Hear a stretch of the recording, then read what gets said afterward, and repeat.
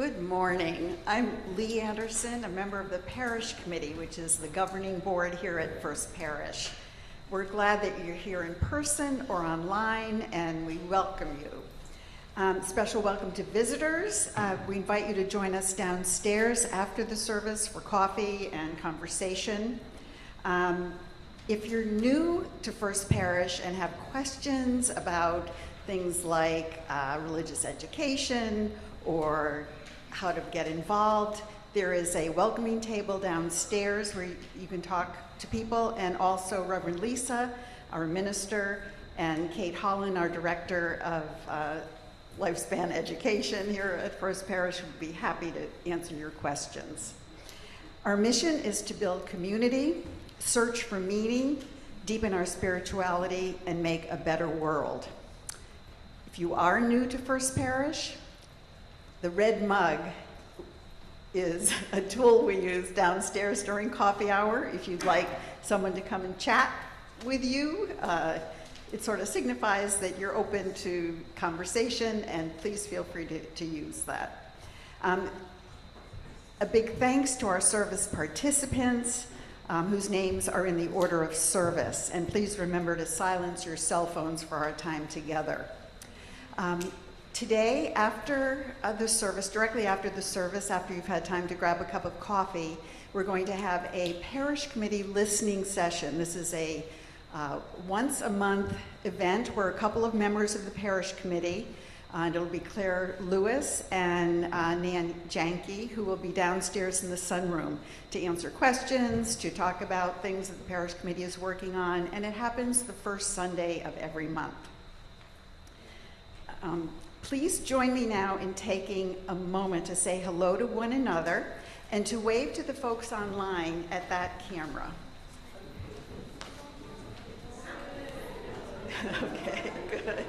I think it worked because I saw our tech person waving at her computer, so I think that came through. A heartfelt welcome to all. We do have a special announcement today, I believe, yes, from Pat Sims, who's going to talk about Undecorate the Tree.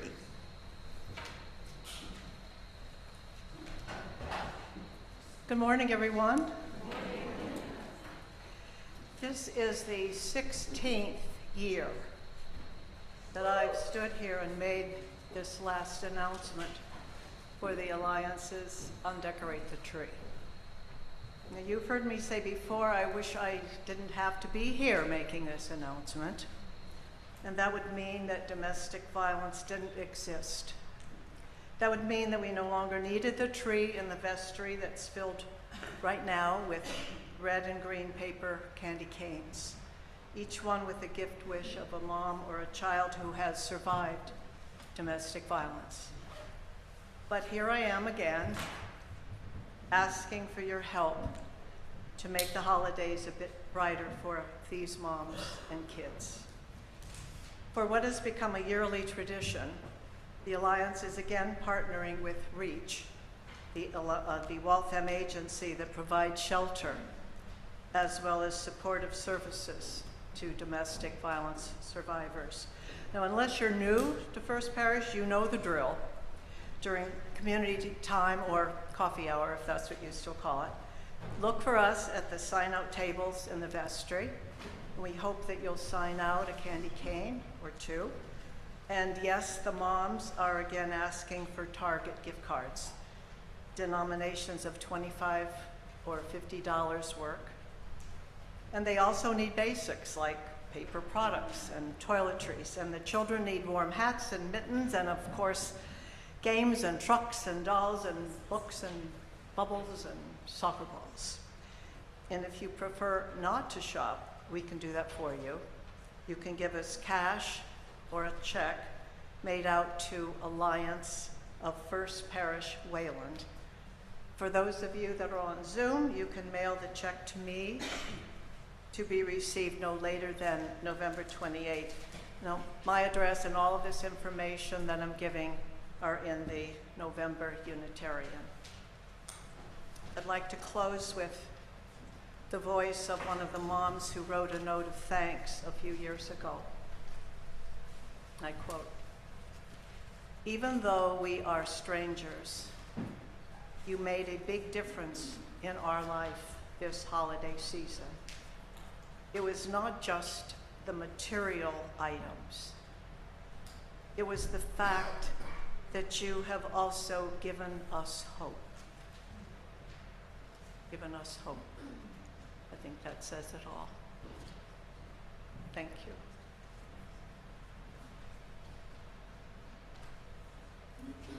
Let us now turn our hearts and mind to worship, and I'll introduce Nancy Fuel, who will light the chalice.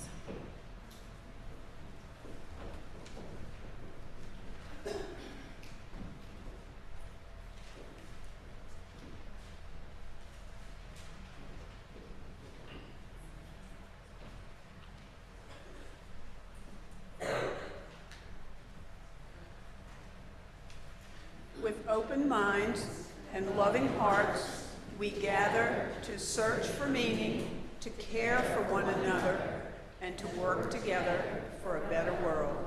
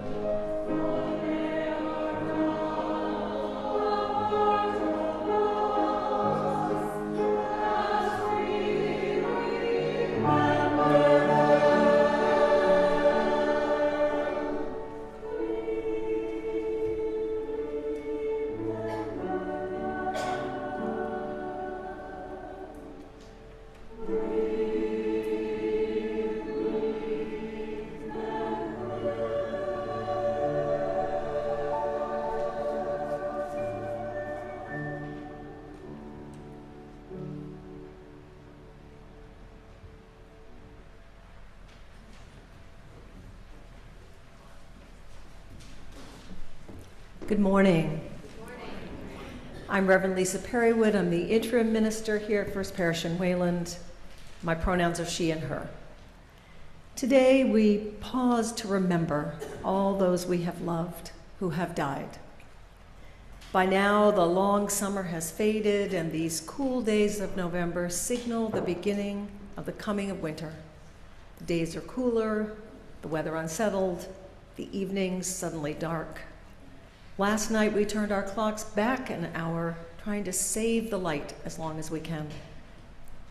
Frosty snow will soon take our last garden plants. Leaves are falling from the trees, geese and many songbirds flying south. Around the world, autumn is a time that reminds us of death, the season when all around us living things are disappearing and dying. Our European ancestors thought the worlds between the living and the dead became close at this time. They had rituals and stories to connect with their dead loved ones at this time of year.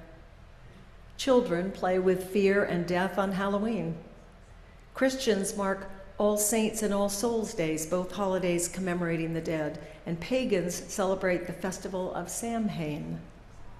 Our Mexican neighbors celebrate the Day of the Dead, El Dia de los Muertos. If we were members of traditional Mexican families, we'd have a picnic one evening on the graves of our family members, celebrating, remembering, and honoring as we decorated them with flowers and ate skeleton treats. Most of us are far from the grave sites of our ancestors, but we can also honor those who have gone before us. Later in the service, we'll invite you to call out their names in remembrance. This is a day of mixed traditions, mixed blessings, and probably mixed emotions. Let it all flow through you.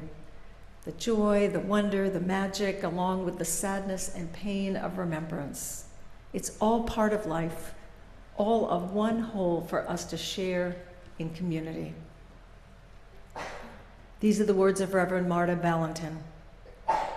In gatherings, we are stirred like leaves of the fall season, rustling around sacred trees, tossed hither and yon until we come to rest together quietly, softly.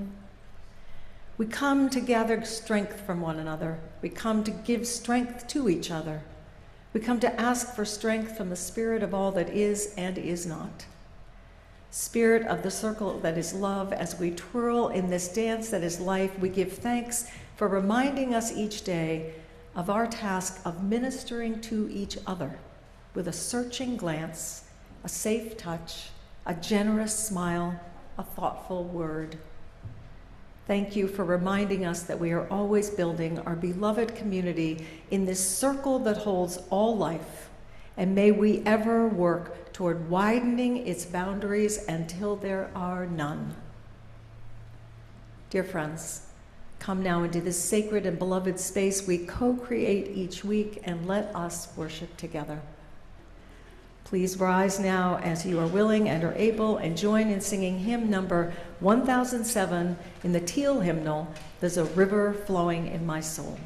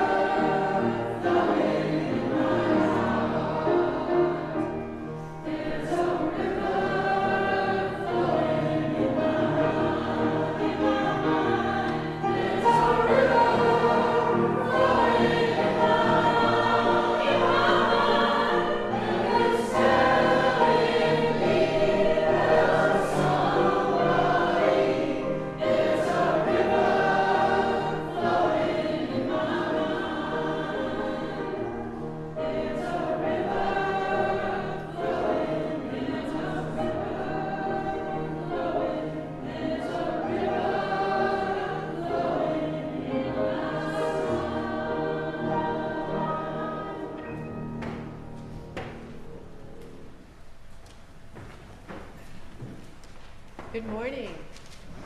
My name is Kate Holland. I'm the Director of Lifespan Education here at First Parish, and I use she, her pronouns.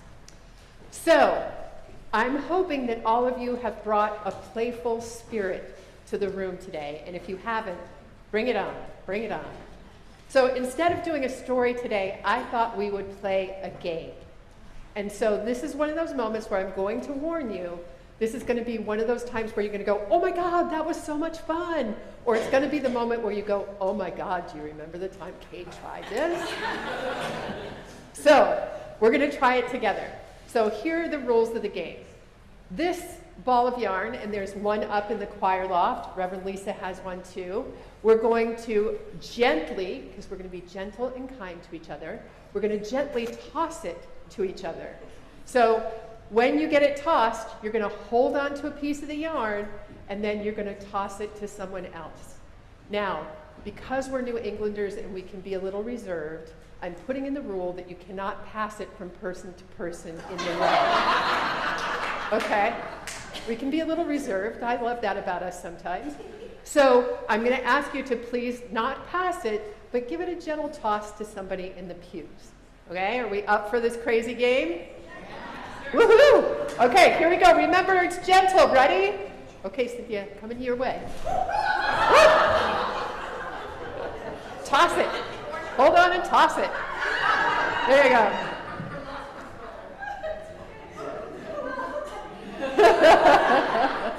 Leave some slack. No strangling anybody.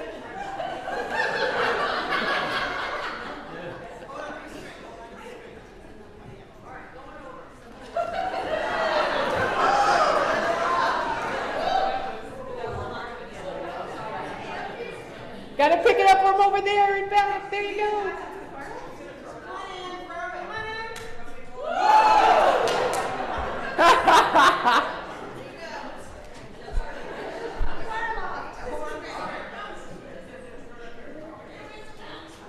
Yeah.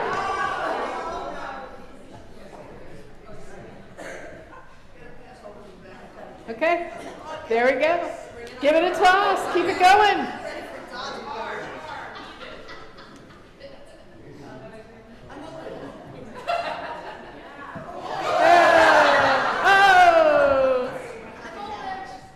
Okay, let's make sure everybody gets to hold some. The only rule for passing is if somebody doesn't have a piece yet, then you can pass it to them. Send it to Fiona. Toss up.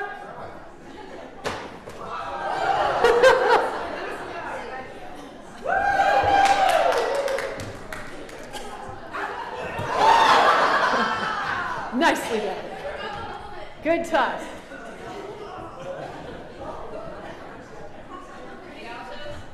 Okay, everybody have a piece to hold on to yet? Are we almost there? Yeah. Don't forget to hold on when you have it. Oh, I have someone up front who needs some. Hold on to it, Larry, hold on to it. You want to hold the piece? Okay, here we go. Coming down, heads up.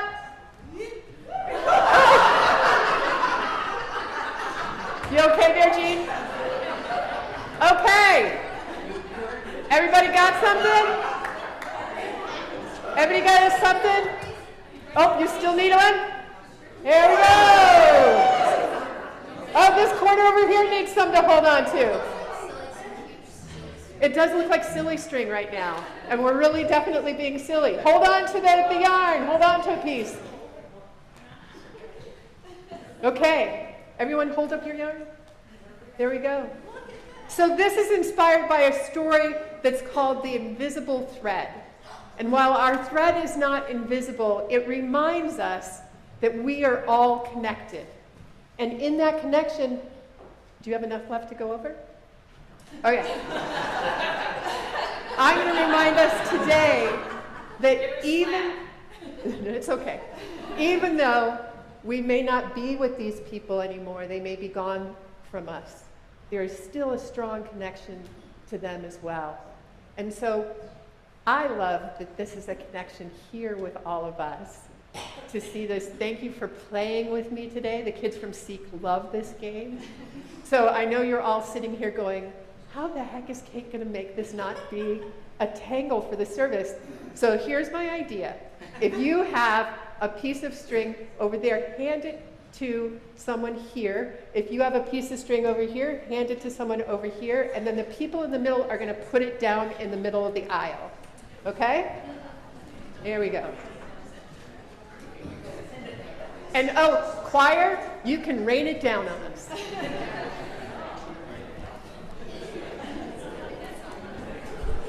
Whoop. Uh-oh. Uh-oh.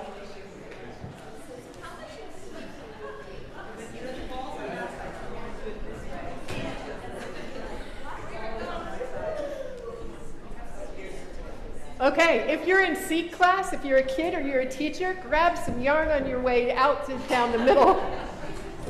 Do we need scissors up top? Okay, do you have a pair? We'll grab it on the way down. Go ahead, grab on the way down.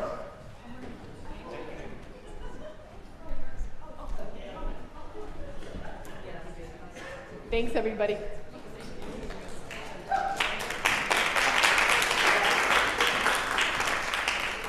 Here we go.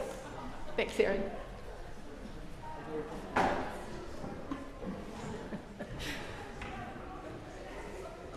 The offering we give each week is a symbol of our commitment to this faith community and to the life and works of our congregation. Instructions on how to donate online are in the order of service. There's a QR code there. If you're here for the first time, please let the plate pass you by. You are our guest. We receive your generosity with gratitude and in appreciation of all that sustains us. Your gifts maintain the strength of this community and all it does within these walls, as well as the work we do together to make the world a better place. And as the offering baskets are passed, you will be offered a stone of remembrance. Please take one and hold it.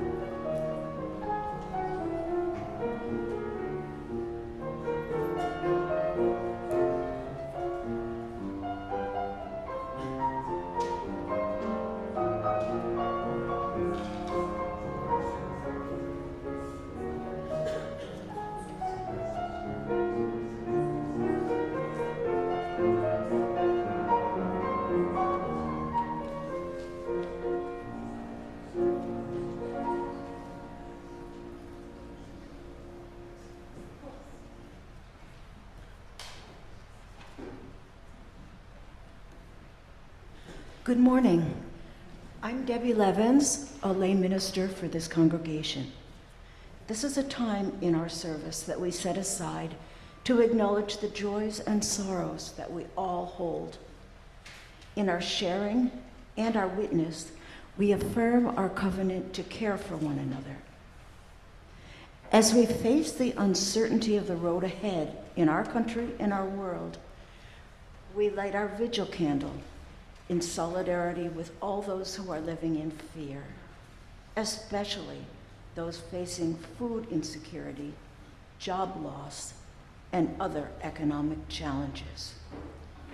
May the love which abides in our community offer hope, strength, and peace in the days to come. If you have a personal joy or sorrow you'd like to share, please come forward now. Now let us light a final candle for all those joys and sorrows not spoken. May we hold in our hearts those who have spoken, those they have named, and those they hold in silence. May it be so.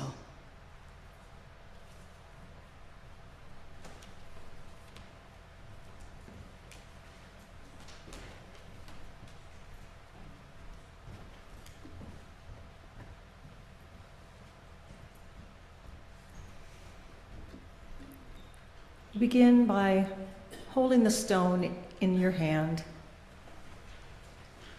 and remembering. For those of you watching online, you might choose an object to hold or simply imagine holding a stone. Begin by feeling its heaviness, which might mirror a heaviness in your own heart. Letting our hearts open to loss, feeling those feelings we may shut away at other times. Loss is real. Grief is ongoing. Connection continues. Now we take a moment to recall names, faces, memories of happy times and sad ones. Part of the process of grief is to acknowledge and name what has been lost. Take a breath. And take just a moment now to acknowledge the loss at any time of those you have loved. Family, friends, places, beloved pets.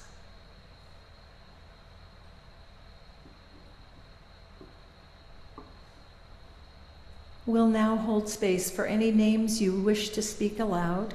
I will slowly sweep my hand across the sanctuary, and as my hand passes where you're seated, I invite you to call out the names of those loved ones you've lost, who you are remembering.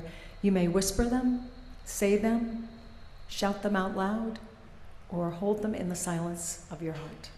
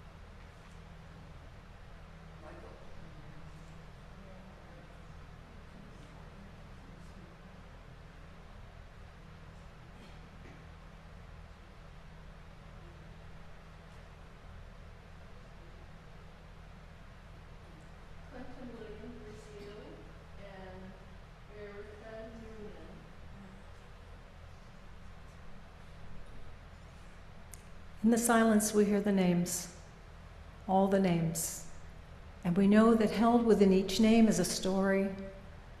May we know that the infinite web of life and love holds us all and holds all the stories.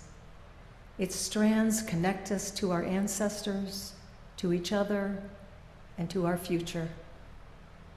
May we know that what we have lost is with us still. The lives of those lost hold us steady.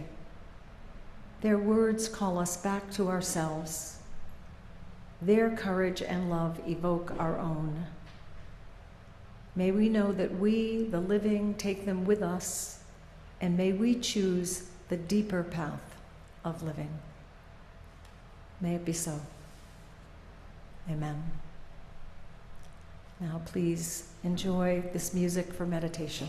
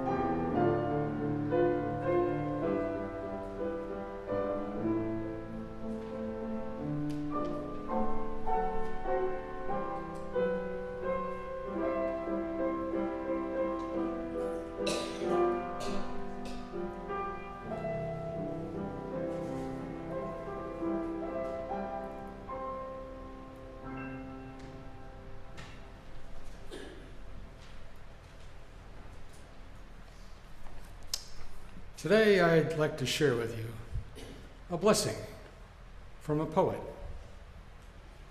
She preceded her blessing with an aphorism from Henry David Thoreau. To wit, there is no remedy for love but to love more. So here's Jan Richardson's blessing for the brokenhearted. Let us agree for now that we will not say the breaking makes us stronger, or that it is better to have this pain than to have done without this love. Let us promise we will not tell ourselves time will heal the wound, when every day our waking opens it anew. Perhaps for now it can be enough to simply marvel at the mystery of how a heart so broken can go on beating as if it were made for precisely this, as if it knows the only cure for love is more of it, as if it sees the heart's sole remedy for breaking is to love still,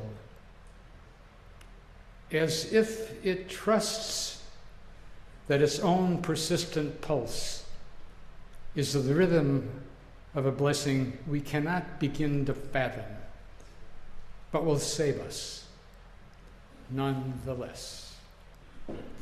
May we all live in love.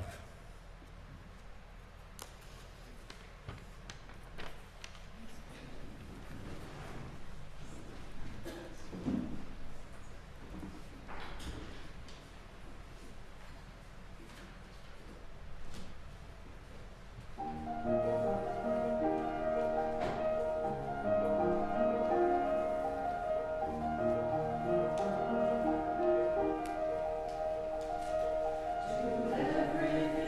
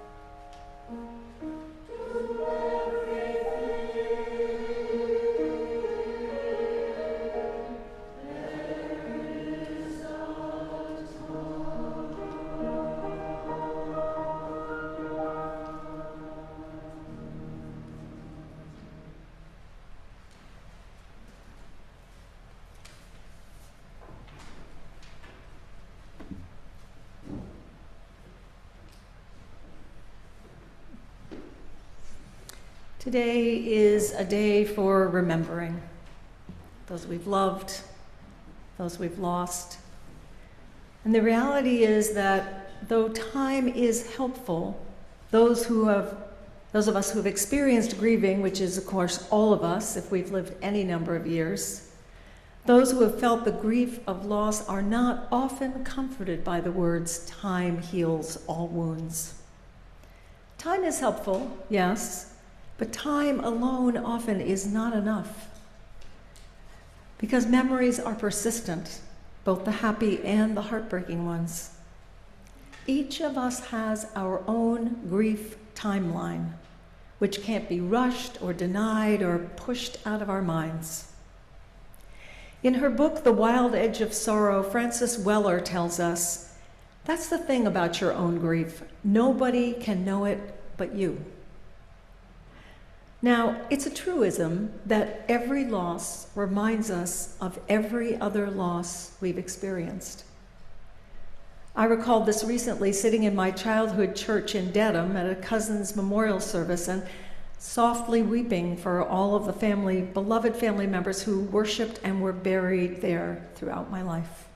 Those losses stay with us in memories both powerful and poignant.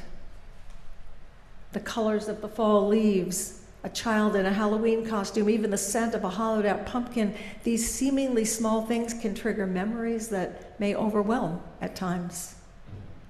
How do we learn to carry our grief and not collapse or turn away in denial? How do we come to see grief as vital and necessary and not only something to be endured?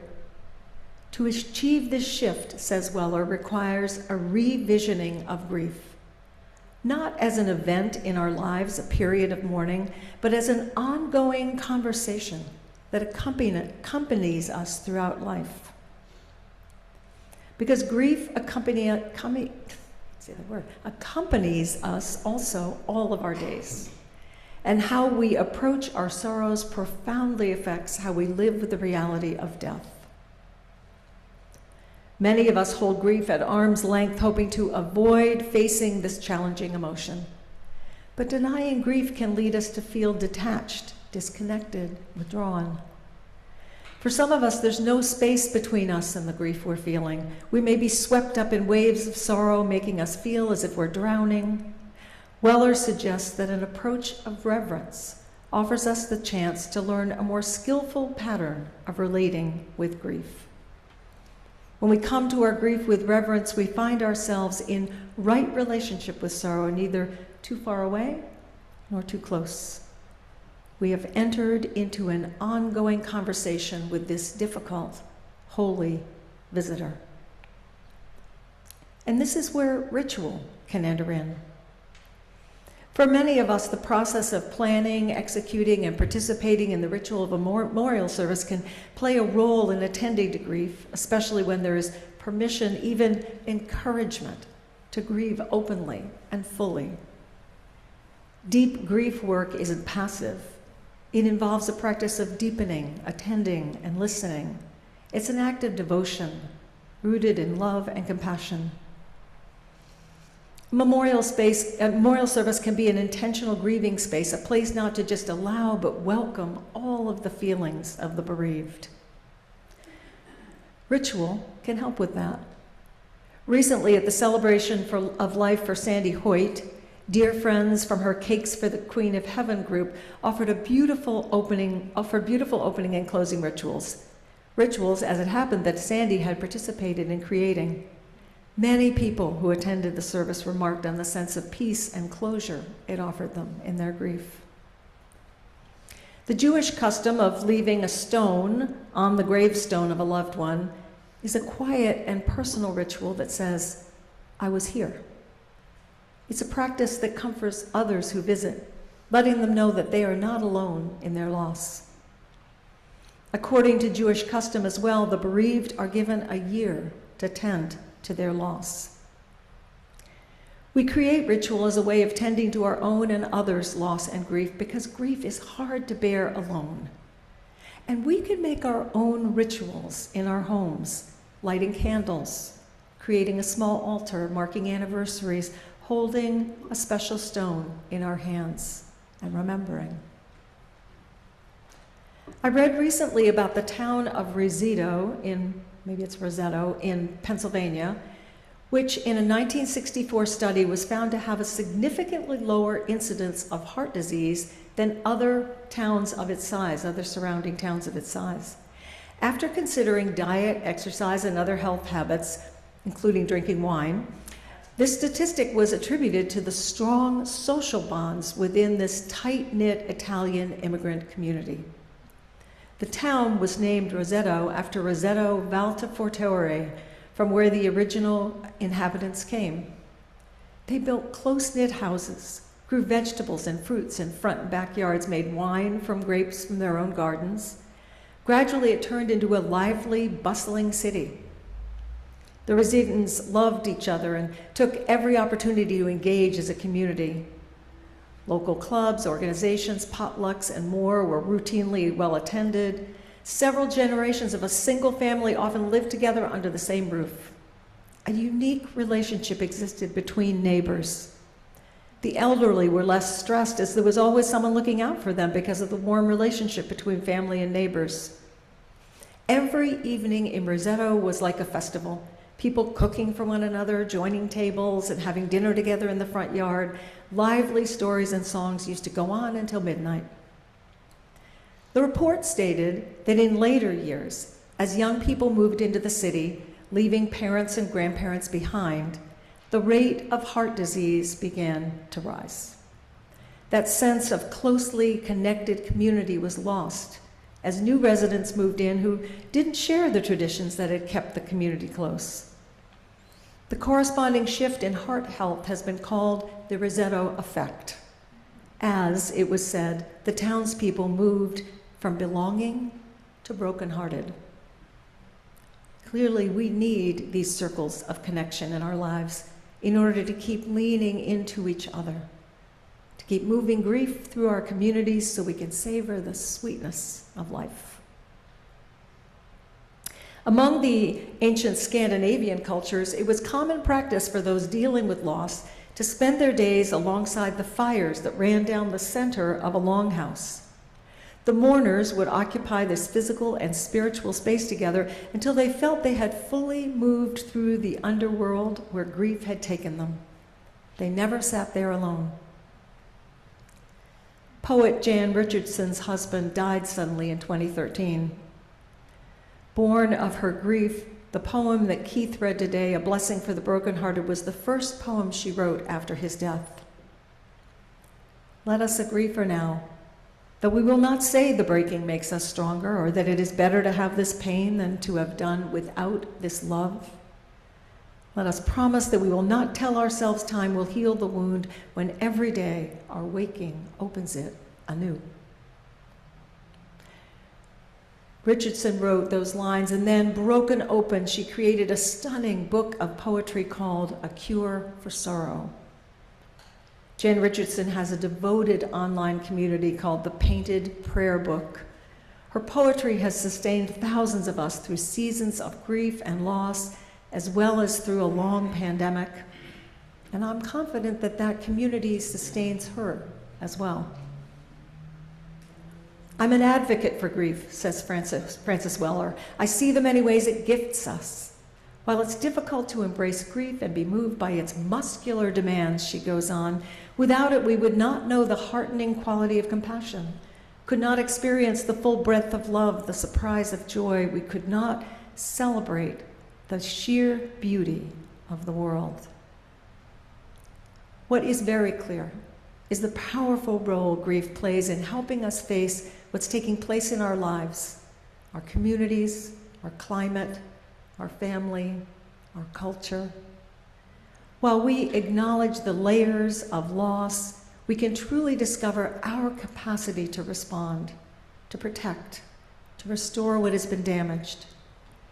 Grief registers the sorrows that strike everything that matters deeply to our souls. Our hearts are kept flexible, fluid, and open to the world through this closeness with loss. Welcoming everything that comes to us, including the pain of loss, is the challenge. it is also one secret to being fully alive. May it be so. Amen.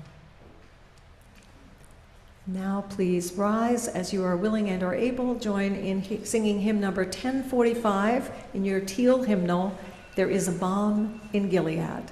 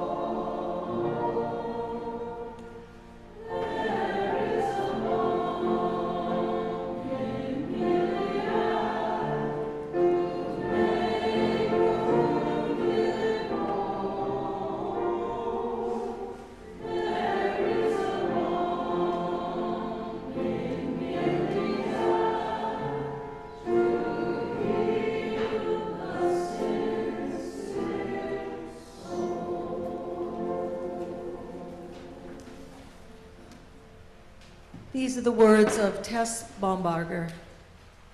We exist within this interstitial surface tensed between past and future. This violet veil undulating between health and illness, this filmy membrane polished between body and spirit, this alert eardrum reverberating between human and divine. We are sunrise with remembrance of dusk. We are soul with patina of soil. We are stillness with mere veneer of words.